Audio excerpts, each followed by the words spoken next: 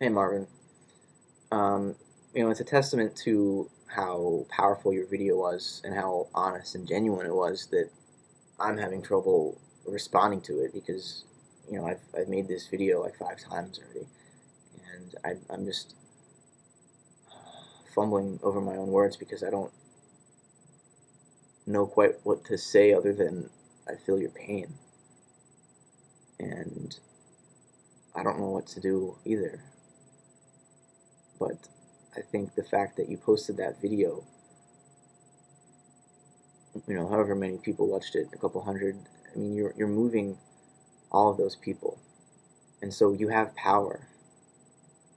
YouTube gives us power, and not only that, but after people watch the video, they go out into the real world and they have a different emotional perspective on what's going on, and they're no longer distancing themselves from the reality of the destruction of this world and the fact that we as Americans are more responsible for that than anyone else. Not just because we're causing a lot of it, but because we have the ability to stop it. And I think you were emphasizing both of those. I mean, it's one thing to feel bad about the fact that the greater, the rest of the population besides me is so stupid and so ignorant, and that the government, is so evil and manipulative and power hungry, and that, we feel helpless because of that. But then it's another thing to realize that, wait a minute, I can change something, and I could be out there fighting this. And, a lot of the times, I'm not. And it just, I mean, I'm just glad that you expressed these emotions because, it reminds us all that we're human. And to be human means, you're more than just an individual. You're part of not only the human race as a whole, but you're part of nature as a whole. You're part of the earth. And the earth is suffering right now,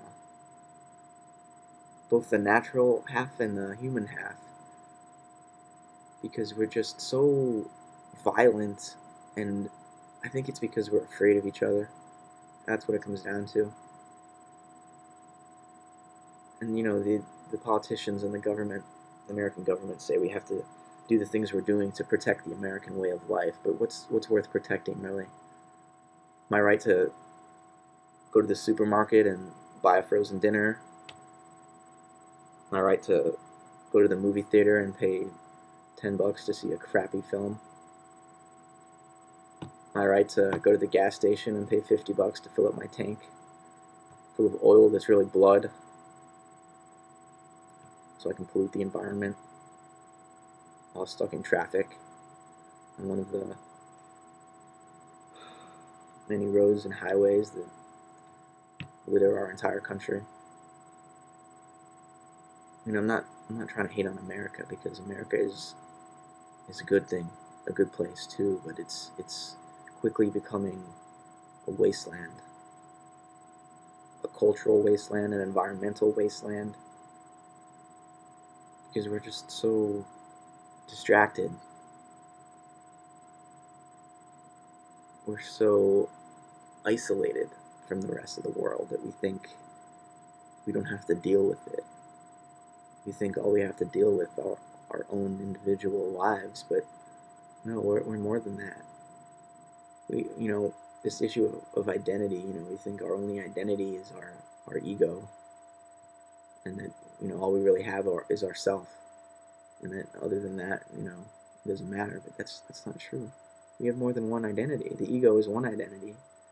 Your family, it's another identity. Your family is one thing, and you're one with that identity. Your larger community is one thing. Your country is one identity.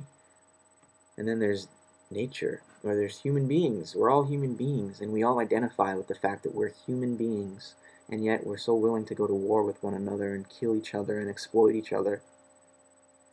That's sick. That's a sickness. We're diseased.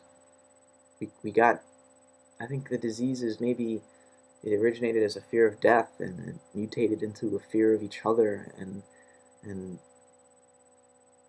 we got so intelligent that we started building all these crazy weapons, and half of us wants to develop a science to have knowledge and understanding so we can bring about peace and a better and more harmonious life.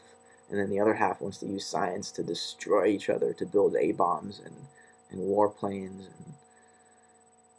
And, the battle right now is over human nature. What is human nature? What are human beings? What is the human legacy? And people look back at history and say, human beings are inherently selfish, inherently greedy and evil, and we're never going to get rid of war, because look back at the history. We've always gone to war. We've always been suffering and fighting each other, and there's never been peace and love and harmony. Only in our ideas and our utopian imaginations and stuff have we ever been happy and really living in the Garden of Eden. But I think history is a farce, because it's called his story for a reason, because it's the authority figures that have dictated to us that these specific men who signed these specific treaties and fought in these specific wars and these specific dates are history, and that's what matters. And the underclasses, the working people, the slaves, the animals, nature, none of that stuff matters. That's not part of history. And it all just gets washed away as if the only real story is this history of war, treaty, war, treaty. That's not all there is to human beings. There's so much more that's not included in that story. And we should recognize that. Because when we do, we realize there's a lot of positive things in human beings as well. I mean, as much violence as religions are causing now, at the core of all our religions and our religious traditions is something very profound and beautiful. And if human beings have ever expressed themselves in a more divine way, it's through religion. And I'm not saying that religion isn't inherently violent too, but I'm just trying to point out that human beings have done some great things too. And we have to be aware of that, because the status quo, the powers that be, whoever they are, whatever they are, we've just been convinced that we're bad, that we're evil, and that human nature is inherently selfish, and we've got to get rid of that idea, because we can't change until we recognize our potential, because we're shortchanging ourselves now.